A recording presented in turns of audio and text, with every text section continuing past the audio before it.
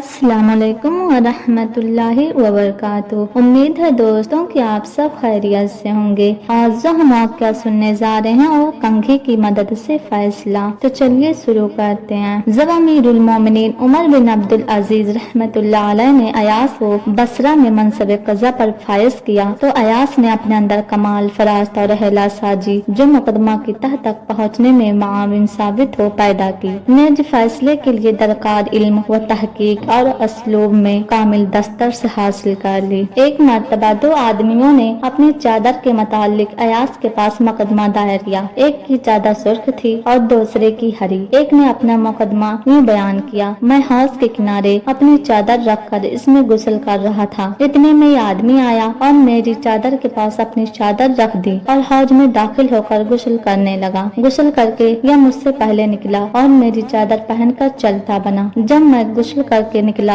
اور اس کا پیچھا کرتا اس کے پاس پہنچا تو اس نے کہا کہ وہ چادر اس کی ہے۔ ایاس نے پوچھا: کیا تیرے پاس کوئی ثبوت ہے؟ بولا: نہیں۔ ایاس نے ایک کنگھی منگوائی اور ان دونوں کے بالوں میں کنگھی کی۔ ایک کے بالوں سے سرخ اون نکلی اور دوسرے کے بالوں سے ہری اون نکلی۔ چنانچہ ایاس نے سرخ چادر اس کے حوالے کر دی جس کے بالوں سے سرخ اون نکلی تھی اور ہری چادر اس کے حوالے کر دی جس کے سر سے ہری اون نکلی تھی۔ تو معلوم ہوا کہ جس کے سر سے جو اون نکلی تھی وہ چادر اسی کی تھی۔ تو یہ تھا کنگھی کی مدد سے فیصلہ۔ جی السلام علیکم ورحمۃ اللہ وبرکاتہ۔